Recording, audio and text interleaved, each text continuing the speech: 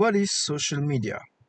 Well, social media are interactive technologies that allow the creation or sharing exchange of information, ideas, interests, and other forms of expression via virtual communities and networks.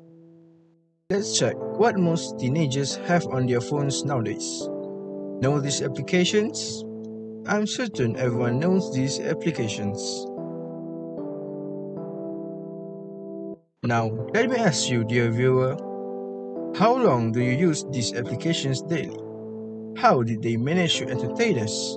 How did they manage to attract our focus so seamlessly?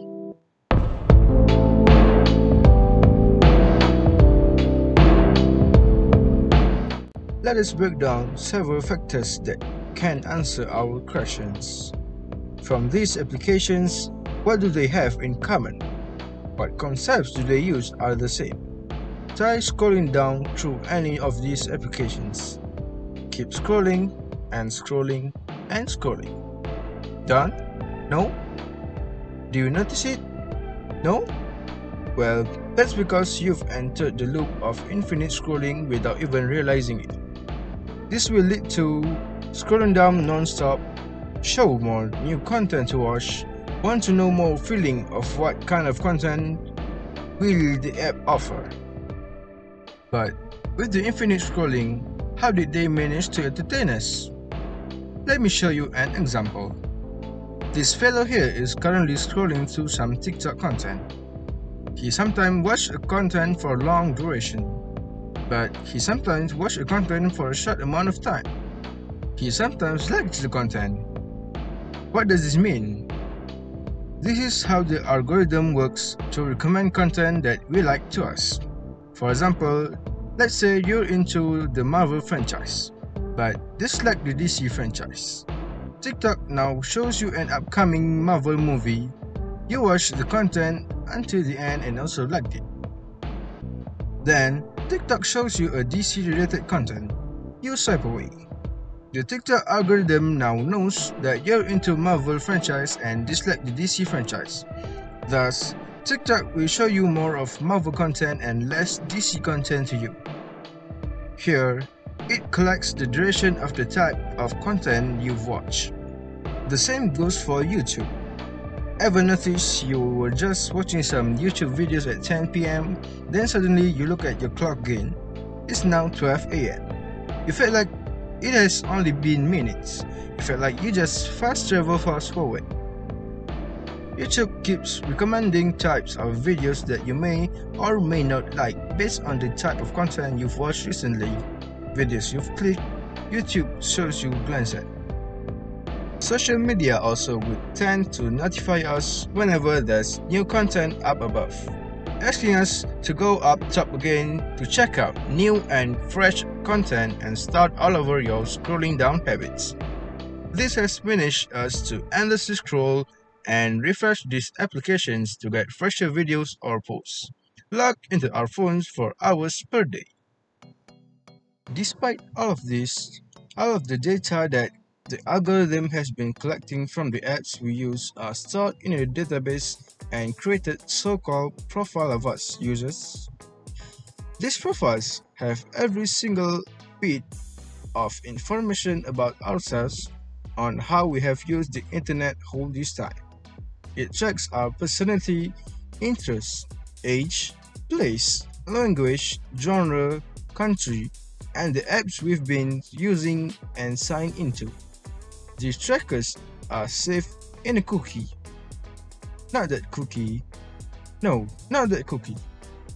Cookie in our browser. But why do these cookies exist anyway? These cookies help the website to remember. Remember that this user is the same user that logged in before and verified the executable details and information saved from this database. Examples are logins, what's in our online shopping cart, credential details, settings or options that this user saved, and much more.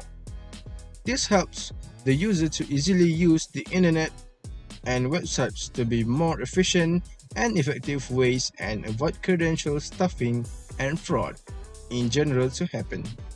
These are called first-party cookies. The cookie that holds our internet profiles is actually being shared with other companies and websites all over the internet. This collaboration of sharing our profiles between platforms and publishers has become the center of a war for our personal data to show ads that are so or very relevant to us. These are called third-party cookies. Has this changed our expectation of privacy? Well, yeah. Don't you think that these trackers are actually kinda creepy? The fact that they manage to know us so well just by our own actions on the internet with just a few clicks, then use that information to advertise specifically to us. Well, the internet is kind of scary at this point, isn't it? We simply can't ditch the internet in our daily lives in this modern world. And actually, the internet is a wonderful thing to have.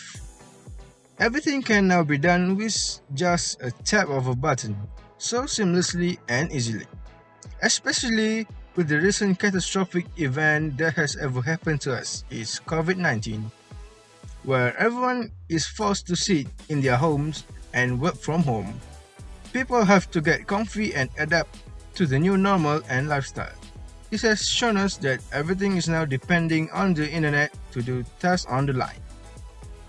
There are a few preventions we can take precaution while using the internet though.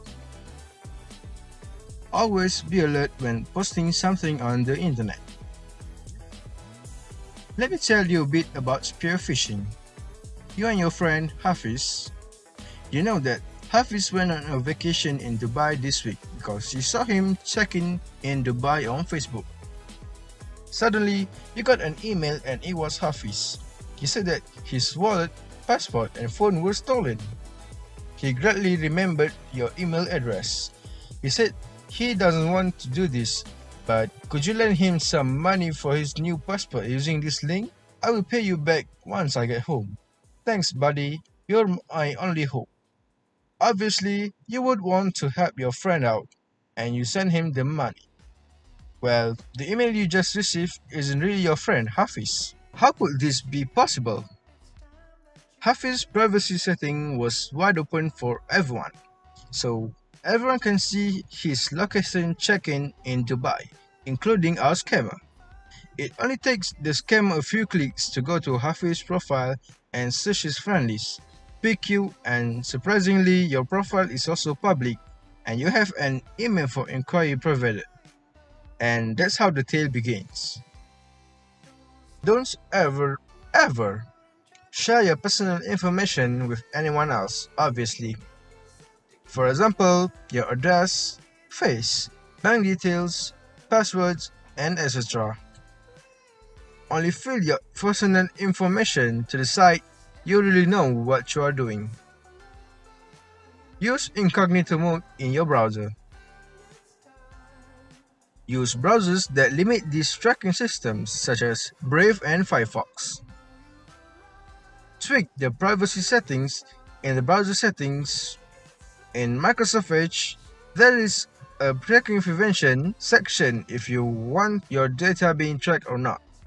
Plus, you can simply clear out a bunch of browsing data. Always deny websites asking for sensitive permissions. Take a look at the terms of service. I know your reaction will be, who read this anyway? Usually, websites and company will mention how they use our data in the data section. They will or must tell you how they handle our data, what data is being tracked, what data are being shared. If the website or service ever misconducts their own terms of service, you can sue them for violating their promise and trust. So, there you have it. Everything about how our data is being used on the internet is explained. Even so, stay safe while on the net. Remember that when you are on social media, there's no such thing as privacy, and if you are not paying for the product, you are the product.